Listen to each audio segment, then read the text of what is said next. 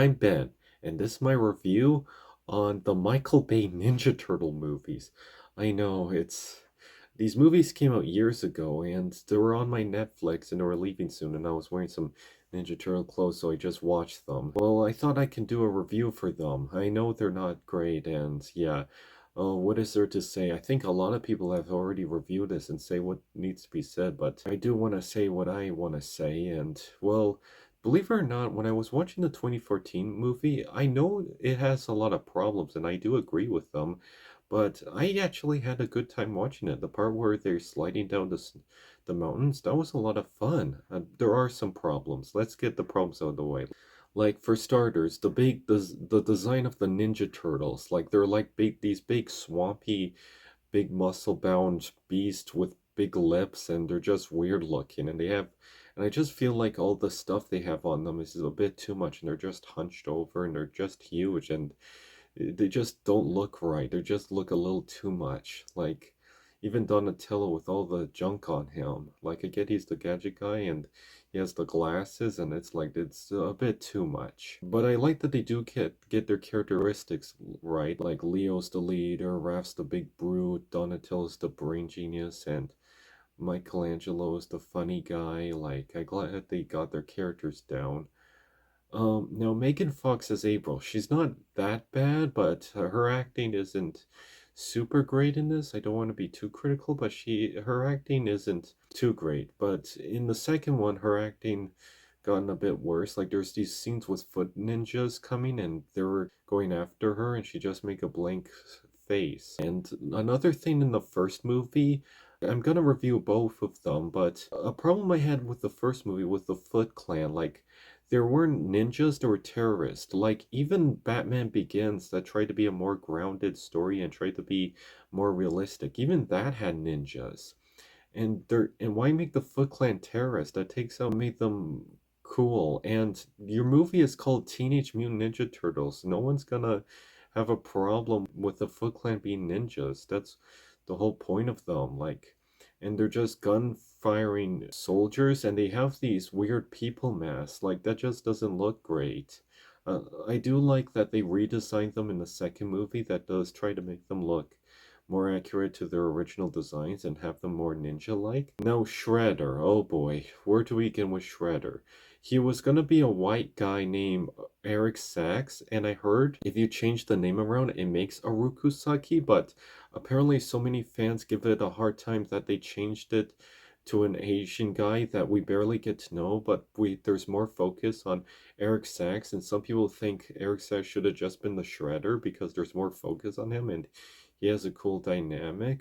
But yeah, a lot of people give it a hard time and are like, Shredder's supposed to be an Asian guy. This is whitewashing. This isn't like the source material. But yeah, I would rather. I was excited that they were gonna switch it to an Asian guy, and you can tell there were some reshoots, and they changed it from him being like the Asian guy being the Shredder, but they don't call him a Rokusaki or anything. Another thing I want to bring up about Eric Sachs is that I don't know if he would be that great of a villain. Like William Fichtner is a good actor, but he's just his motivation in all this is that he wants to release a toxin so he can be stupid rich. I don't know if that's that great of a villain motivation. It's just in the original movies when it was a Rokusaki, he just wants to get revenge on Splinter or the Turtles or like I just feel like he would have had a better motivation in this. I don't know what his better motivation is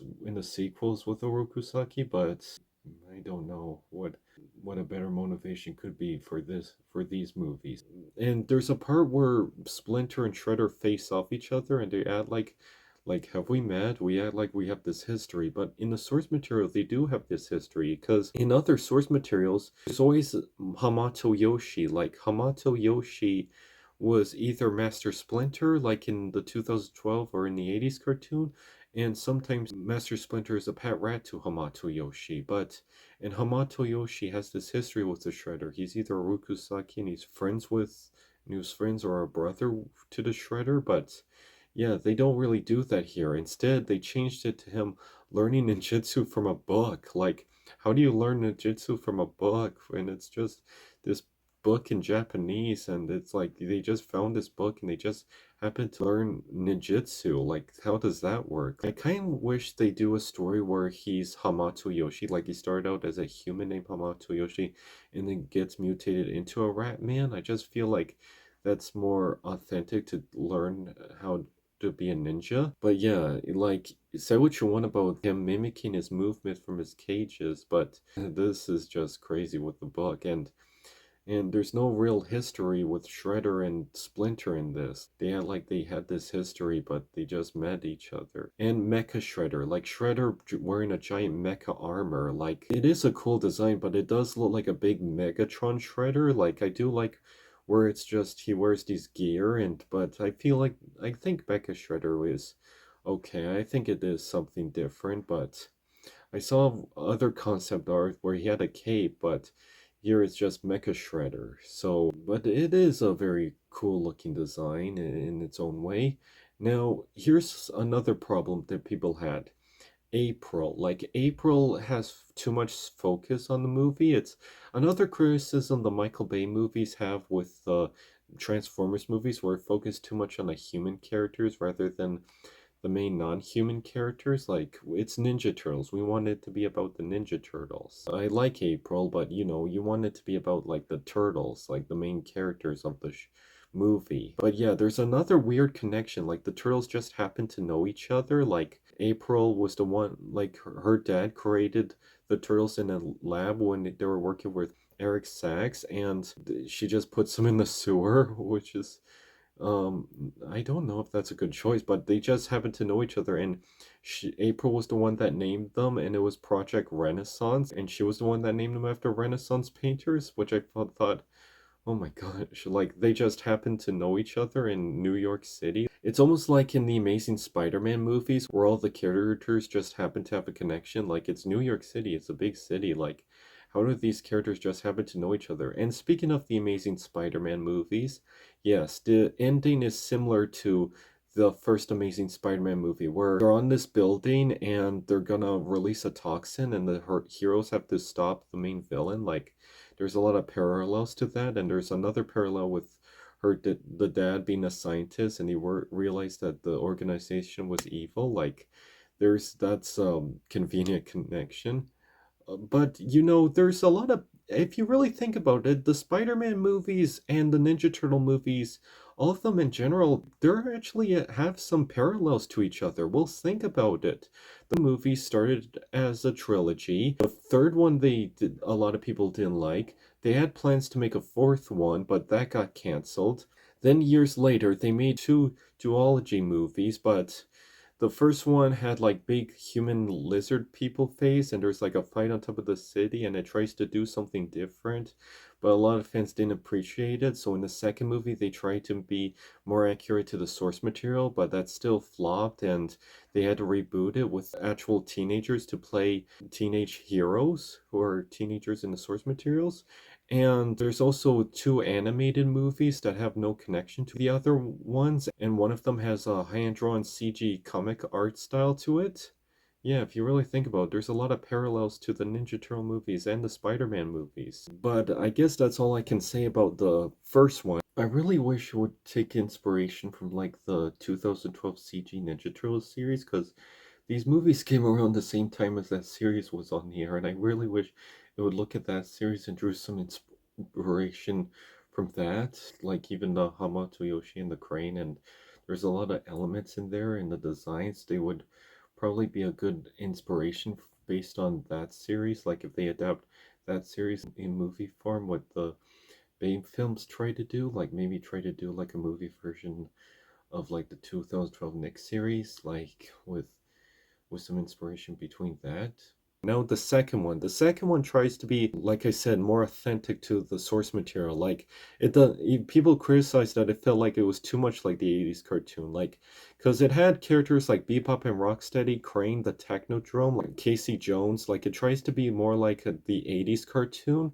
But problem was, like, people want to see Bebop and Rocksteady and characters from the cartoon. It's just because I heard the second one actually bombed at the box office, Well, I think the reason for that is we want to see Bebop and Rocksteady Crane, but maybe just not in this version of Ninja Turtles, because people can't get behind the designs. Now, they do change up the designs and they try to change up the humor, try to be more lighthearted and more goofy and more silly. Like the other one felt more serious, but still has some goofy humor. This has like more goofy humor. And Bebop and Rocksteady are a lot of fun, but they have this running joke like "my man, my man, my man." Now, Casey Jones, I don't know how to feel about because he's played by Stephen Amell. That's actually a good casting choice, but he comes across as a little bit whiny. Like there's a part where he was like, "I like playing hockey. I have anger management problems." Yeah, show, don't tell. Like the 90s Ninja Turtle movie had a more authentic Casey Jones than Stephen Amell. That's pretty bad. Like Stephen Amell, like I know him from Arrow, and he does a great job in Arrow. And when you hear the guy from Arrow playing Casey Jones, that sounds like perfect casting. But he has a clean haircut instead of long shaggy hair like in the other source material, which is too bad because I watched episodes of Arrow and he does have long hair. Like you can just do that, but painted black. And here he's a police detective and he's like, "That's Officer Jones. I want to be a detective." Like, that's not Casey Jones. He's a vigilante that takes the law into his own hands. He's a bonehead. They call him so many times a bonehead, and he uses a hockey mask and sports equipment to take the law into his own hands and get rough. Like, that's what made him interesting. He's the bonehead of the group. And yeah, I should point out in an episode of Arrow, they even joked about him wearing a hockey mask. Like, I think it looks neat, but like he only wears the hockey mask one time instead of the whole movie, and he doesn't wear it again later. And why make him a cop? Like that's not Casey Jones, but I guess the cop idea isn't that bad. Like maybe he wants to be a cop, but then the justice system failed him and they treat him like he was a bonehead, so he leaves and tries to be a vigilante on his own. Like that I can picture can be an interesting concept.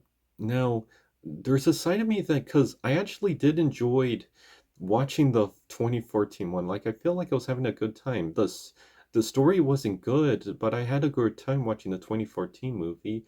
Now, the 2016 movie, there's a side of me that wants to like it because it tries to be like the source material, and I like when they at least do that, but there was a lot of frustrating parts. Like there's this police captain that's kind of bossy and mean, and she's like, "I'm better than you. You need to listen to me. I'm not gonna take you seriously. I don't care if there's turtles. I'm not gonna listen to a word. I'm gonna be really mean and not listen to reason." Like when she sees the turtles, she does become more nicer, which I do like. And Leonardo is kind of a jerk in this. Like he just gives the team a hard time. He doesn't consult with them. He's like, "There's only one choice that matters in his family, mine. You're benched. They can't listen. You have no heart, no brains. We're not a team." That's because you don't lead them properly, Leo. Actually, be a team leader. Try to be more understanding. Listen to your team. Try to take them seriously. Treat them like they're actually your equals and not try to be you. Now, I do like Master Splinter. He does have a weird design than in others, but he's played by that actor. I forget his name, but he's this actor. He played Monk, and he actually was a good choice for this. And I do like the action scenes. Like in the first one, they had a turtle van, but then they got a new turtle van that was a garbage truck, and there were some cool action scenes with the nunchucks. Now, Crane. Crane is voiced by, I think it's Brad Garrett. I might have gotten that wrong, but I think he's pretty good as Crane. And I do like the Crane design. Like it's more alien and robotic, because I think him being a bald, red and yellow baby man would look kind of weird.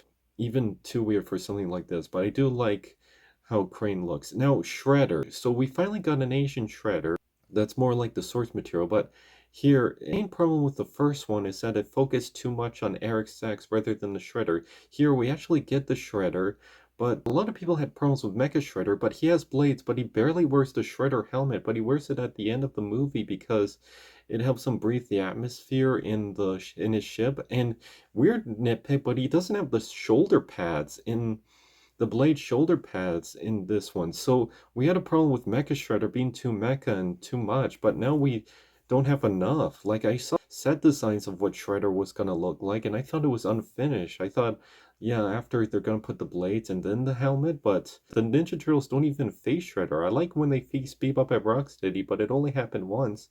And they barely face Shredder in the second movie. And Crane betrays him, he just freezes him, and that's it. Also, if you can see, there's a Triceraton and a Neutrino that makes a brief cameo.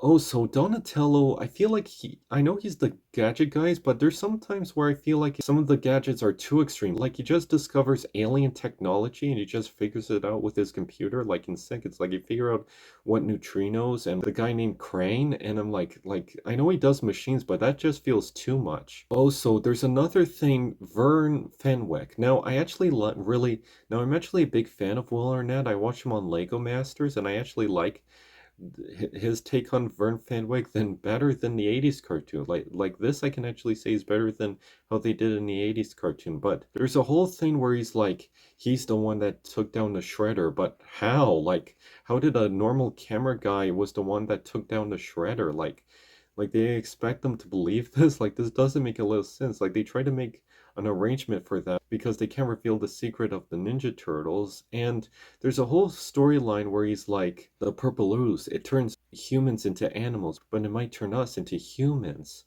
But then we don't need a change. But I was like, we want to be human, but, and it's like, no, we don't need this change. And another problem with these movies is the character development. Like at the end, it's like in the first one, he's like, I don't want to listen to Leo. And then at the end, it's like, we'll do what Leo says. There's nothing that really earned them getting there. And another problem with this one is like, I'll let you make the choice. And there's like, some of these don't feel earned. And there's a part where Raphael just grabs the mutagen and it's like I'm gonna throw it at the wall. And it's like, you didn't even, like, you got mad at Leo for not consulting you about it. And now you did something without consulting your brothers. I think you just thought they were on the same page, but yeah, I would have liked to see the turtles as human. That would have been a cool, neat story if they did that. But they're like, nope, who wants to be normal? But Mikey was like, I want to go up in the surface and party. And they're like, yeah, we're fine. We're like, there's nothing that really earns that. It just happens. Well, I think I talked about anything I can talk about. I mean, but oh yeah, the mutagen. Like apparently when they mutate Bebop and Rocksteady, like in the cartoons I've watched, like the 2012 cartoon and the 80s cartoon, the mutagen only works if you get mutated into the last thing you came in contact with. Like let's say I was petting my cat, I got hit with the mutagen, I might turn into a cat because that was the last thing I got last in contact. But he's like inside every human DNA. There's like an animal ancestry that takes us back to our animal ancestors. Like they revert them back to the animal kingdom. Like, what? Like, that's no, that doesn't make any sense. Like, that's too much. Like, what the heck?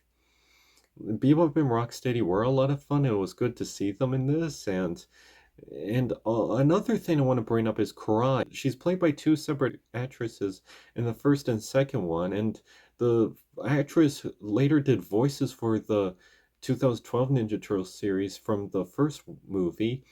But yeah, Karai doesn't do that much. Like in the 2003 and 2012 cartoon, there's like a whole story with Karai. Like she even develops a friendship with Leonardo, and they keep going back and forth. Like, is she good? Is she bad? But they don't do that here. Like you could have cut her out, and you won't miss anything. Like Karai has like a big story in the source material. They didn't really adapt that. Also, Baxter Stockman. Tyler Perry is playing Baxter Stockman in this, and yes, it's he acts like Black Nerd Comedy. Like there's a YouTuber called Andre Black Nerd Comedy, and he acts exactly like that. And he even joked about it, like, and it's really fun, and he is really funny. I heard the second one bombed. They were gonna make a third one, but it got canceled. I heard that they had plans to make Baxter Stockman mutate into a fly creature, but yeah, but because the second one bombed, they couldn't do that.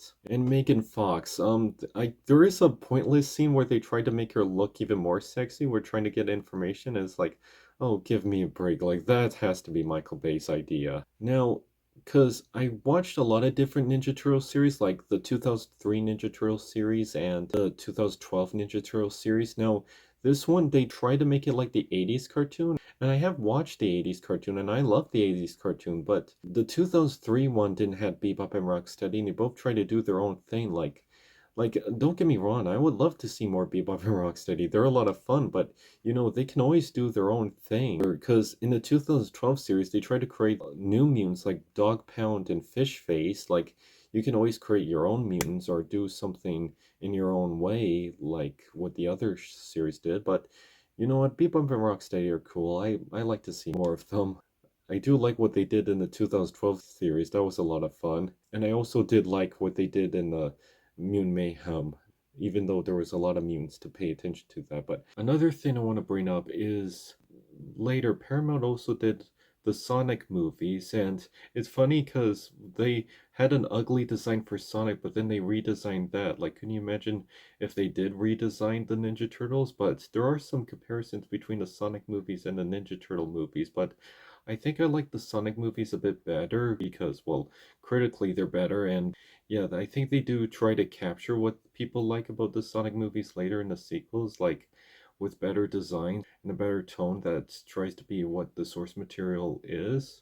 Like, that's what people like about the Sonic movies compared to like what the Michael Bay Ninja Turtle movies. It's interesting because there are elements that the Sonic movies kind of remind you of the Michael Bay movies, like the Transformers movies and even the Ninja Turtle movies, like even working with the authorities.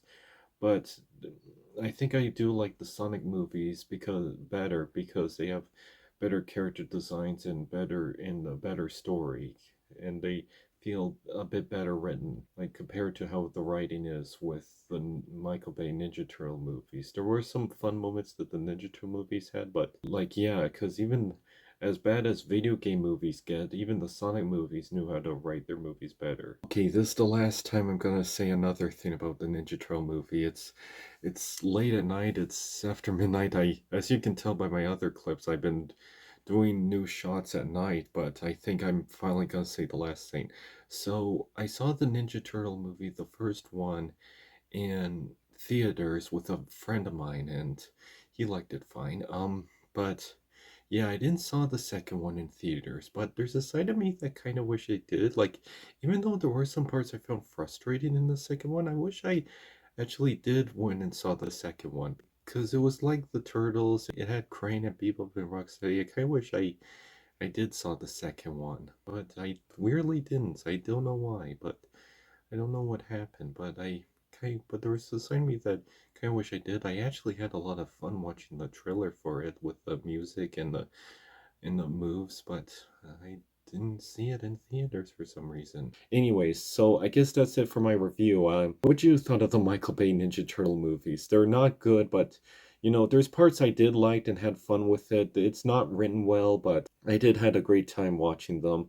I wish there were some parts I would have changed, like maybe this or this. Well, like the designs of the turtles, make it like a more like I don't want to say serious, but a more like tries to written it better. But what did you thought of the Michael Bay Ninja Turtles? Did you like them? Did you really hate them? Did you enjoy them enough? Like know they're bad, but still enjoy them? Okay. What did you thought? That's it for my review, and see you next time.